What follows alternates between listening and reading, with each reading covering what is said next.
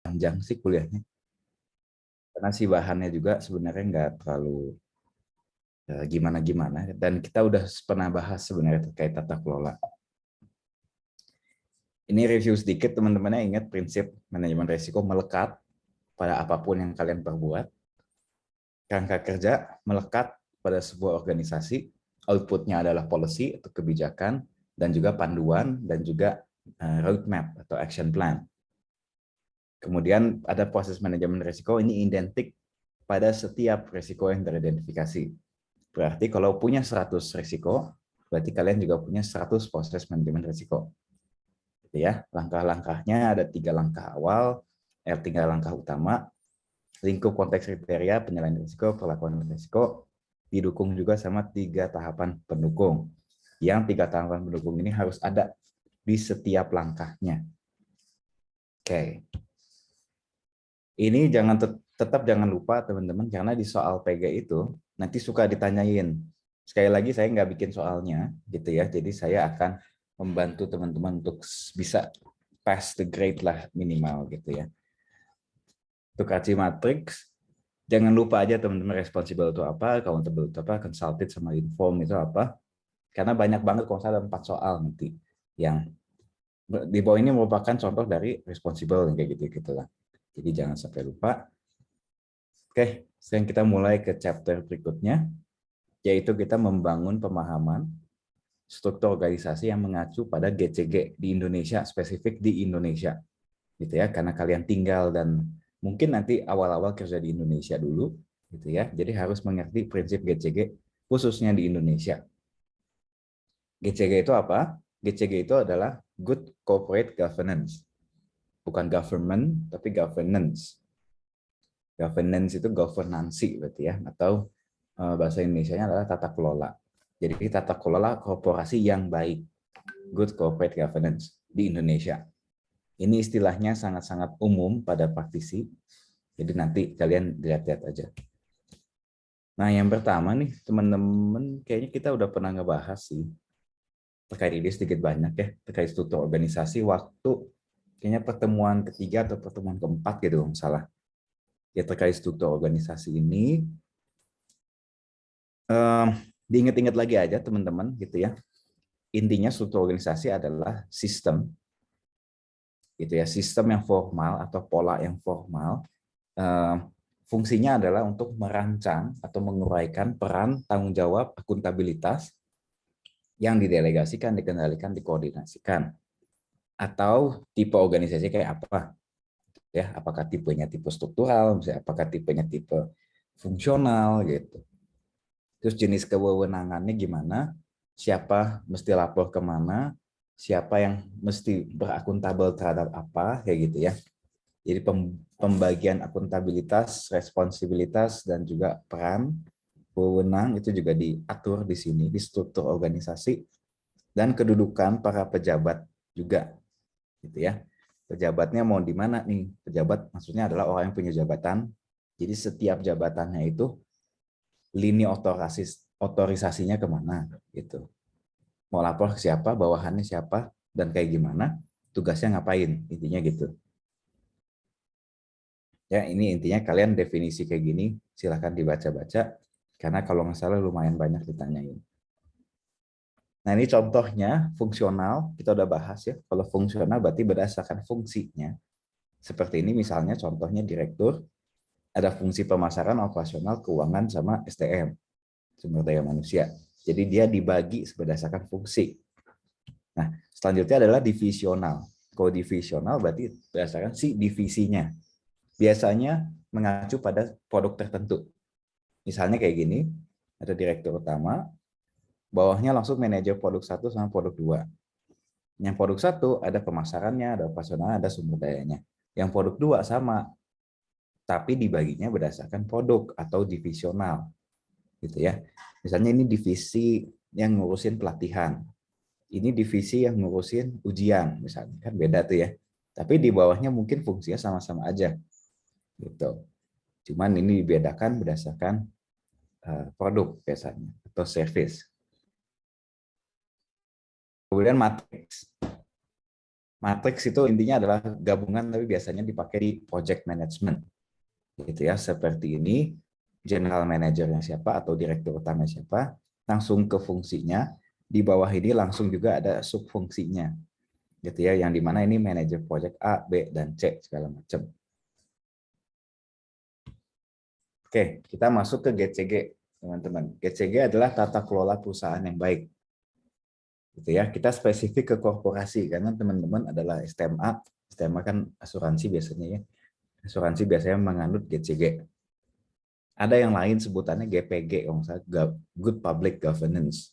Kalau Good Public Governance berarti itu untuk sektor-sektor publik seperti untuk kementerian, inspektorat atau pemerintah provinsi atau seperti apa. Cuman kita spesifik akan membahas tata kelola si perusahaan, bukan sektor publik. Oke, yang pertama tata kelola adalah salah satu elemen kunci ya pastilah ya, ini normatif. Nomor dua, tata kelola perusahaan atau GCG. Nah ini adalah definisinya, silakan kalian nanti catat. Satu set hubungan antara manajemen perusahaan atau top management lah ya, dengan si dewannya. Dewan-dewannya itu berarti board-nya, board of directors atau board of commissioners. Pemegang saham berarti RUPS, rapat umum pemegang saham, dan pemangku kepentingan lainnya. Intinya adalah gitu teman-teman. Jadi yang kita harus set adalah si hubungannya. Yang kita harus ngedefine nantinya, atau yang kita harus menguraikan, mendeskripsikan, menyebutkan, memperjelas gitu ya, adalah si hubungannya. Hubungan wewenangnya misalnya, atau hubungan apanya gitu. Jadi lini-lininya masih dibagi. Seperti di saat kita membagi prinsip three lines of model. Kalau three lines model kan kita membagi si lini-lini pertahanan ya. Itu sebenarnya salah satu dari upaya menata dan mengelola perusahaan secara baik.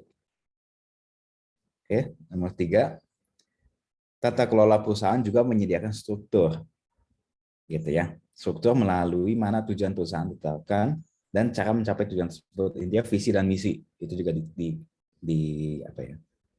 diomongin lah, gitu di tata kelola. Jadi strukturnya gimana nih? Ini kan tujuannya ada menjadi yang terbaik di Singapura misalnya. OTW kesannya gimana? Tahun ini kita mesti mencapai $1 miliar misalnya. Nah, strukturnya untuk mencapai sini gimana sih? Itu diomongin di tata kelola perusahaan juga. Gitu ya. Jadi kata kunci adalah hubungan dan struktur sebenarnya gitu. Nah, ini pasti banyak banget keluar teman-teman. Silakan dicatat, jangan sampai lupa gitu ya. Karena ini adalah lumayan dasar dan harusnya kalian kalau ada kelas tata kelola pasti dapat. Ini adalah tarif teman-teman. Transparansi, akuntabilitas, responsibilitas, independensi, sama fairness atau kewajaran dan kesetaraan. Oke. Transparansi gampang ya. Intinya si perusahaan itu harus menyediakan si informasinya, teman-teman. Gitu. Harus menyediakan informasinya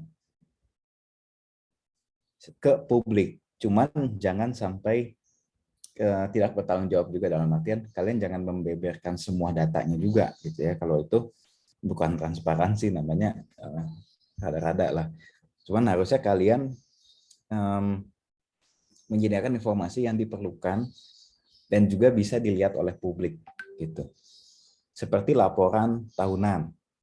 Itu boleh nggak dibagikan? Boleh gitu ya, karena justru itu diharuskan bahkan sama OJK. Nah, ini maksudnya dari transparansi seperti itu. Struktur organisasi boleh nggak dikasih tahu ke publik? Ya boleh-boleh aja gitu, nggak apa-apa juga gitu ya. Ini bisa keluar, bisa juga ke dalam. Kalau ke dalam maksudnya kita juga harus kasih tahu. Misalnya kita sebagai direksi memutuskan oke, tahun depan kita akan pindah kantor. Gitu ya. Oleh karena itu kita harus ngirit sedikit karena pengeluaran banyak. Nah, informasi ini harus transparan juga ke anak-anak lain yang relevan gitu ya. Karena kita bisa menjadi bikin semangat baru dan segala macamnya. Ini inti dari si transparansi. Yang kedua, akuntabilitas. Ini kita udah bahas cukup sering intinya ya. Jadi peruntukan si kepentingannya. Jadi akuntabilitas ingat harus terstruktur, terukur gitu lah ya. Dan juga ini melekat pada jabatan tertentu. Gitu. Akuntabilitas di sini melekat pada si organisasinya. Berarti akuntabilitas terhadap organisasi adalah si Board of Directors, Board of Commissioners, sama pemegang saham. Cuma 3. Nomor 3 adalah responsibilitas. Intinya kita harus responsible terhadap si lingkungan sekitar. Jadi dengan cara kita mematuhi nih peraturan perundang-undangan yang ada. Gitu ya, dan juga melaksanakan tanggung jawab terhadap masyarakat dan lingkungan hidup sekitarnya. Jadi jangan sampai kita bikin pabrik misalnya tapi ngotorin jalanan jadi karena kita truknya banyak lewat, jalanannya jadi ambles. Kalau misalnya ambles gimana? Ya kita responsible. Kita misalnya ya udah kita aja yang benerin deh gitu. Si jalanannya bayar sendiri. Hadir, Pak. Oke. Yang I adalah independensi. Independensi adalah ketidakberpihakan sebenarnya. Jadi kita nggak berpihak kemana-mana.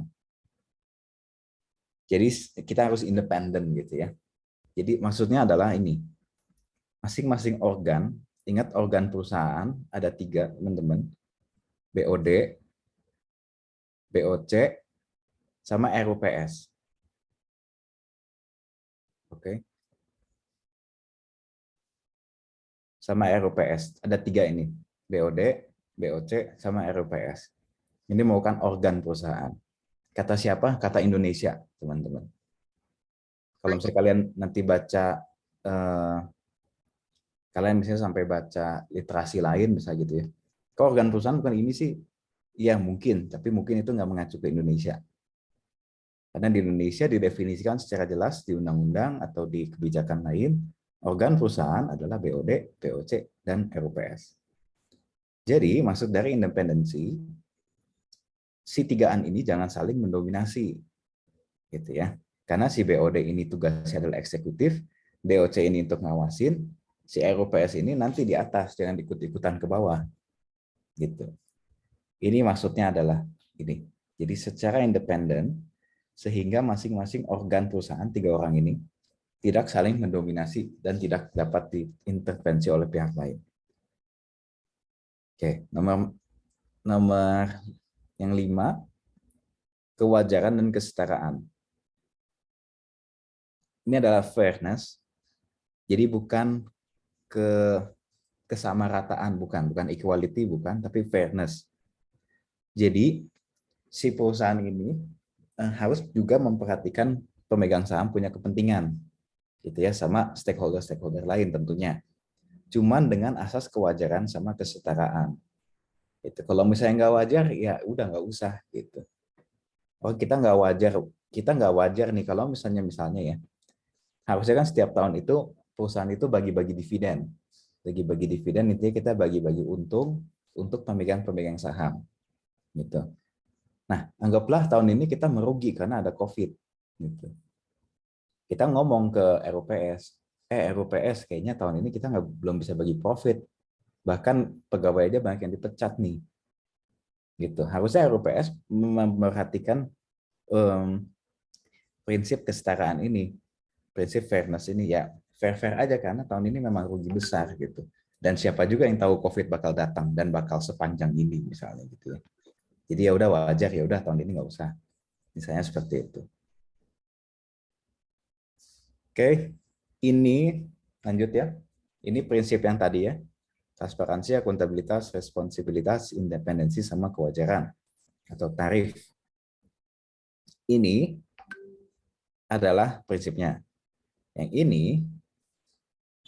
adalah kasarnya nyatanya gimana sih gitu ya.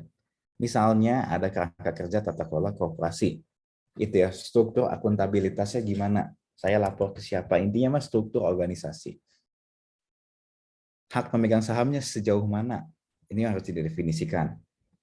Misalnya ya, ini belum pasti benar teman-teman, ini cuma contoh dari OECD.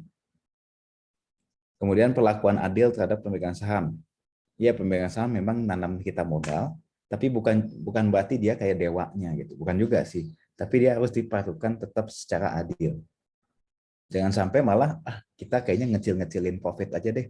Saya sebagai direktur mau akhir tahun itu beli-beliin semuanya, beli baju lah, beli kaos sampai sekian puluh juta eh, untuk apa namanya, untuk karyawan, sehingga seperti seakan-akan profitnya kecil.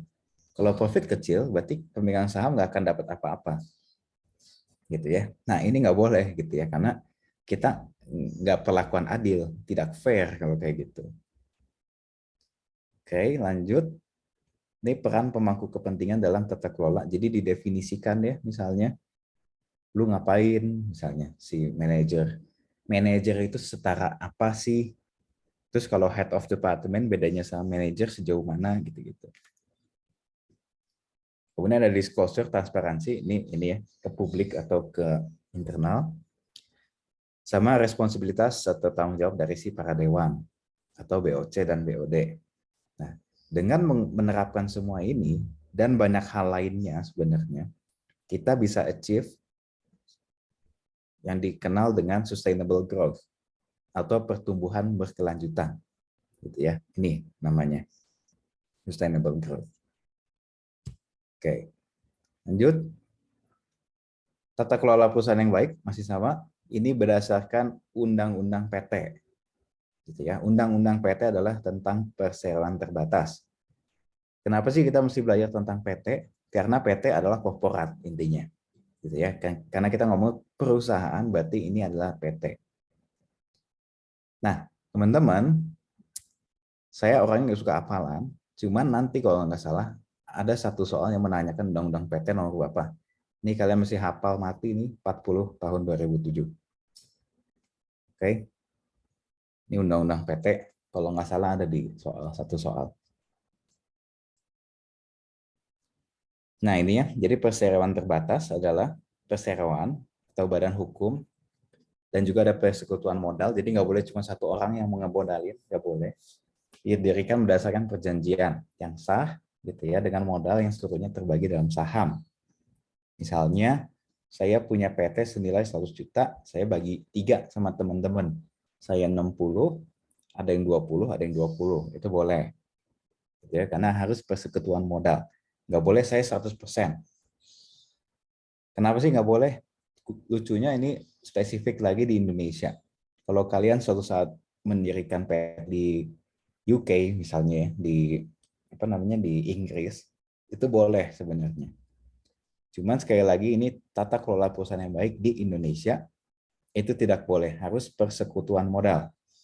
Jadi kalau ada yang nanya, saya diriin PT sendiri aja bisa nggak? Jawabannya nggak bisa. Karena ini harus persekutuan modal, gabungan modal ya. Kalau mau 99% saya, 1%-nya siapa? Itu boleh kalau kayak gitu. Berdasarkan Undang-Undang 40 2007. Nah, ini teman-teman, organ perusahaan, perseroan atau apapun itu adalah RUPS 1,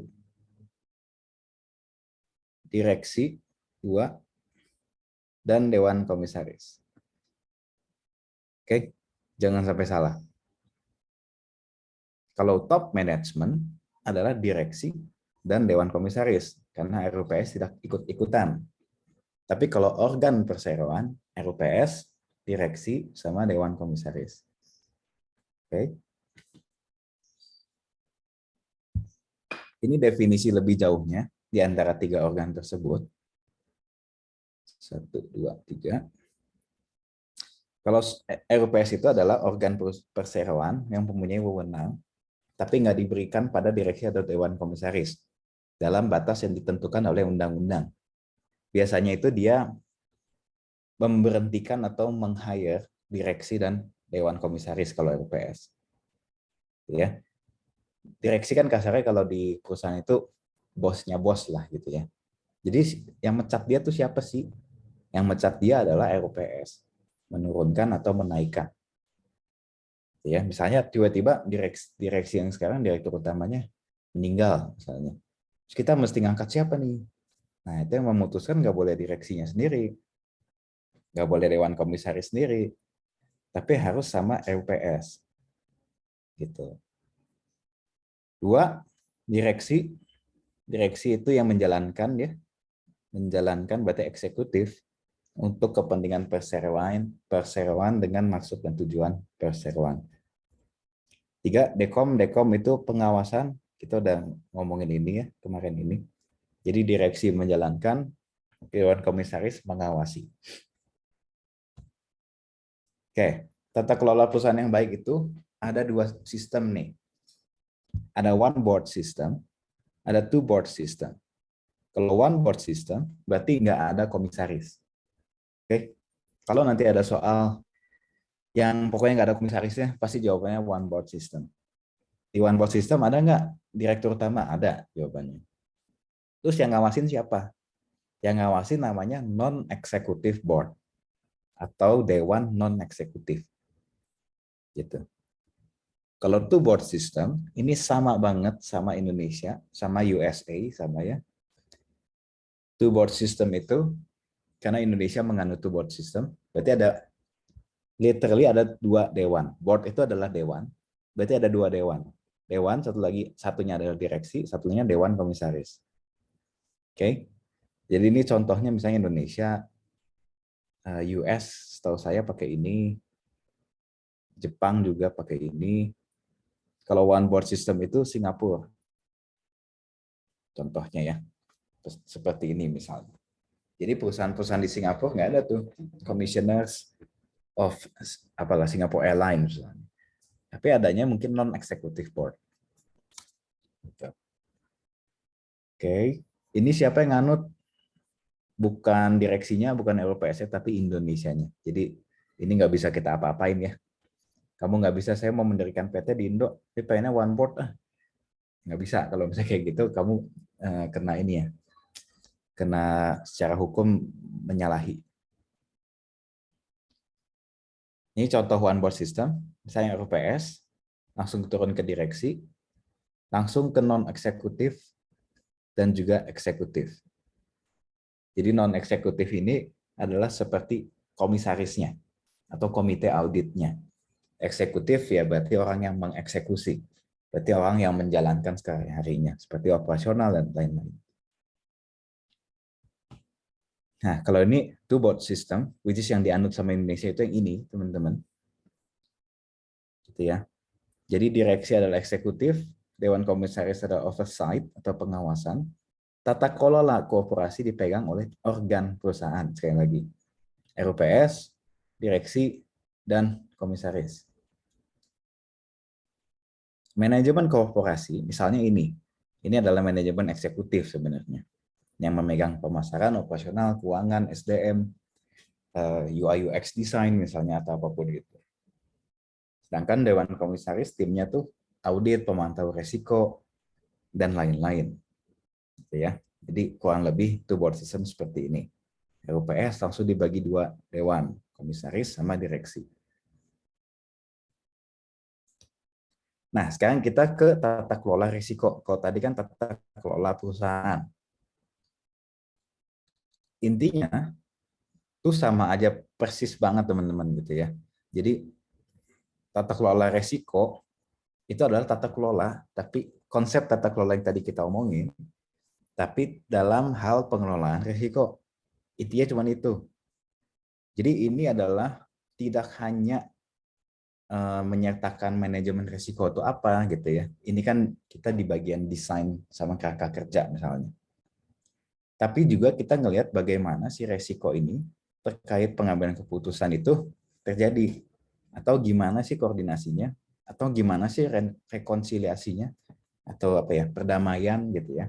Kalau misalnya ada yang perlu direkonsiliasi, itu gimana sih?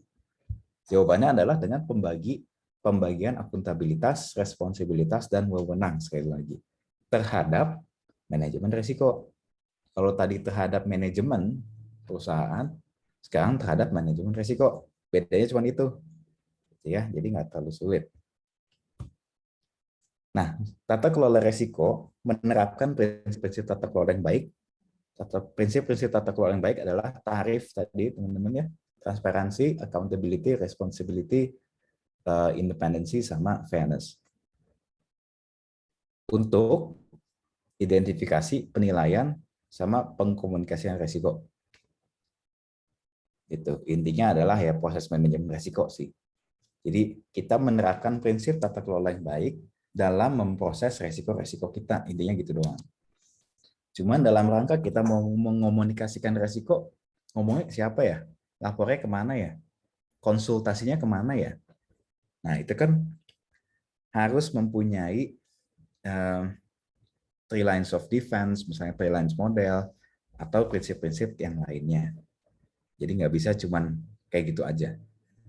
Nah, di saat kamu udah memproses resiko kamu, udah gitu pihak-pihak yang terlibat itu udah well informed misalnya, atau udah dikomunikasikan, udah dinilai sama orang yang tepat, diidentifikasi sama orang yang tepat, balikin lagi ntar lapor ke BOD, berarti kamu sudah melakukan tata kelola resiko yang baik.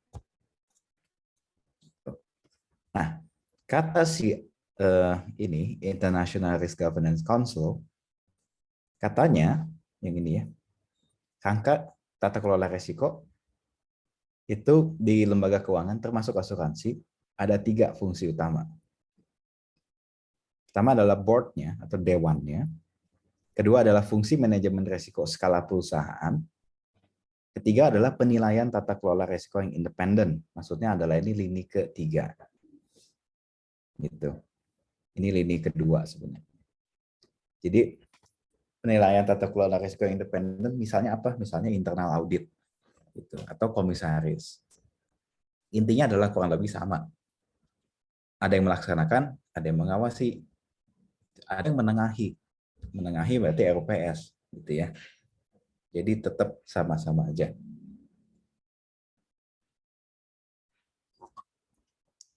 Lanjut, tata kelola risiko mengacu pada institusi, aturan konferensi, proses, dan mekanisme di mana keputusan terhadap risiko itu diambil dan dilaksanakan. Oke. Jadi hal ini melampaui analisis risiko yang biasa-biasa aja atau yang tradisional. Gitu ya. Jadi kita lebih dari itu karena kita lebih komprehensif, lebih banyak juga pihak yang kita libati gitu ya. Jadi keputusan terkait risiko itu diambil dilaksanakan kayak gimana sih? Ya pakai tata kelola risiko. Kalau nggak pakai tata kelola risiko gimana? Acak adut gitu. Tata kelola adalah kita menata dan mengelola. Menata dalam artian kita menata nih akuntabilitas mau sejauh mana oleh siapa, responsibilitas oleh siapa kemana misalnya gitu ya, wewenang di mana dan ke siapa aja misalnya. Mengelola jelas kita mengelola juga si penataan ini supaya efektif terhadap resiko gitu ya. Jadi ini hal-hal yang mungkin definitif, tapi silakan nanti kalian baca. Tapi intinya tata kelola resiko adalah itu. Dan kalau bisa kalian agak dalemin terkait tata kelola resiko ya. Mumpung Pak Jokowi itu sekarang lagi gencar-gencar banget nih terkait istilah tata kelola resiko. Yang dimana kalian sempat ini nggak ngalamin PLN yang blackout? Kalau nggak salah setahun 2 tahun lalu lah anggaplah gitu ya. Blackout tiba-tiba satu Jawa tuh mati gitu PLN. Lucunya si Pak Jokowi itu salah satu yang dia marahin adalah PLN gimana sih tata kelola resikonya kok nggak benar gitu. Berarti si PLN itu mungkin di saat itu ya dia ada tata dan pengelolaan resiko yang kurang lugas mungkin. Dan ternyata memang pas lucunya si PLN itu ke perusahaan kita, si maturitasnya memang tidak terlalu tinggi di tata kelola resiko. Jadi itulah pentingnya si tata kelola resiko. Pas terjadi blackout, dia bingung mau kemana ngasih taunya sebenarnya kayak gitu. Lucunya hal-hal yang kita anggap mungkin dia remeh lah gitu ya. Kok kita mau ngasih tahu ke siapa aja bingung bisa jadi masalah. Ternyata bisa jadi masalah. Karena birokrasi itu bisa menghambat segalanya sebenarnya. Nah, kalau dengan adanya tata kelola dan tata kelola resiko, hal-hal seperti itu bisa bisa diminimalisir mungkin dampaknya. Sekali lagi ini kita udah pernah bahas ya si struktur tata kelola ini. Jadi ada direksinya, Dewan Komisaris adalah lini ketiga, direksi itu gabungan, yang ungu adalah lini kedua, yang merah itu lini ke-1. Oke, ini adalah contoh dari struktur tata kelola risiko di organisasi. Mesti gini nggak? Jawabannya nggak. Nggak mesti gini. Ini adalah ilustrasinya aja. Cuman kurang lebih, direksi punya leher nih. Leher adalah internal auditor. Gitu ya. Jadi si internal auditor bakal independen terhadap pengelolaan atau pelaksanaan eksekusi sehari-hari seperti operasi keuangan, kepatuhan, SDM, umum, segala macam. Ini kedua, manajemen resiko di sini, dia fungsinya seperti guru les, teman-teman. Ingat ya, saya bingung nih, pengelolaan resiko adanya di mana? Di lini 1 sebenarnya. Dia yang mengelola resikonya, karena setiap resiko berhubungan secara dekat sama sasarannya. Sasarannya yang ngerti siapa? Ya orang-orang yang ada di lini 1 pastinya. Tapi dia bingung, cara bikin laporannya gimana sih? Tanya ke manajemen resiko. Ini kalau kayak gini kontrolnya udah oke belum ya? Tanya ke manajemen resiko. Gitu ya. Udah gitu dipantau sama lini ketiga yang warnanya ini ada biru toska gini. Dipantau dan direksi itu sebenarnya mempunyai peran lini 1, 2, 3. Gitu. Oke, dan secara langsung Dewan Komisaris mengawasi eksekusinya dari si direksi. Nah, ini kalau di asuransi, misalnya direksi itu, ini khusus di asuransi saya bawa karena kita STMA ya. Direksi itu wajib untuk membentuk tapi tidak terbatas pada satuan kerja internal audit, satuan kerja manajemen risiko, dan komite manajemen risiko ini wajib. Ya, berarti yang ini nih. Yang ini maksudnya. Ini wajib, internal audit wajib. Dan juga satuan unit kepatuhan. Nah, satuan unit kepatuhan adalah sebenarnya lini kedua. Ini lini ketiga, ini lini kedua juga. Kenapa sih mesti ada kepatuhan? Karena asuransi itu banyak banget regulasinya. Sampai-sampai dia perlu satuan kerja yang memastikan organisasi itu patuh. Gitu ya, terhadap OJK lah, terhadap undang-undang lah, terhadap privasi untuk data policy misalnya gitu, atau apapun itu. Tapi sekali lagi teman-teman ini contoh. Ya. Nah, ini bisa kalian lihat, mungkin sekarang ini kalian belum bisa kebayang, cuman anyway, kalau suatu saat kalian nanti ngerjain skripsi lah, atau kalian nanti adalah mau kerja gitu ya, mungkin suatu saat kalian bisa balik lagi ke slide ini. Itu. Ini adalah contoh struktur tata kelola risiko di Bank Mandiri. Pasti kalian nggak kebayang. Ini juga jujurnya saya baru kebayang waktu setelah udah kerja sekian tahun, gitu ya. Baru kebayang maksudnya oh gini tuh, gitu. Tapi ini sementara ini kalian telan dulu aja. Cuman ini adalah struktur tata kelola risiko di Bank Mandiri. Gitu ya, udah di-approve. Kurang lebih seperti ini. Banyak komite-komitenya. Ini untuk pembuat polisinya dan juga untuk si manajernya. Gitu ya. Ini adalah lini ketiganya lah kasarnya. Ini lini kedua. Ini lini kedua masih. Ini lini ketiga. Satunya nggak dia sebutin di bawah. Ini adalah teman-teman yang mengontrol proses manajemen resiko kalau di sini. Oke. Ini nggak akan keluar di ujian, tapi ini good to know aja buat knowledge kalian. Lumayan bagus karena ini bank. Kedua, misalnya di industri energi atau di anaknya PLN nih, Indonesia Power. Ini ROPS, BOD, BOC. Ingat ya, ini adalah organ utama. Organ utama. Di bawahnya baru tuh ke sini. Ini ada audit lah, ini ada gini, ada gini, ada gitu. Nah, ini untuk di contoh 3 lini di perusahaan biasa lah, namanya Internasional Astra atau Astra Internasional. dia membagi first line, second line, sama third line. Gini ya. Ini boleh-boleh aja teman-teman. Yang pasti third line adalah pasti internal lead. AI adalah ini ya, Astra Internasional maksudnya. Kalau dia menggabungkan, yang ngawasin tuh si grupnya. Karena grup Astra itu sangat besar, jadi grupnya yang langsung dari headquarternya yang memastikan si anak-anak perusahaannya comply, perusahaan anak-anaknya menjalankan manajemen risiko dan segala-galanya. Gitu ya. Ini sekali lagi kalian telan dulu aja, suatu saat pasti relevan. Oke, sampai sini ada yang mau nanya?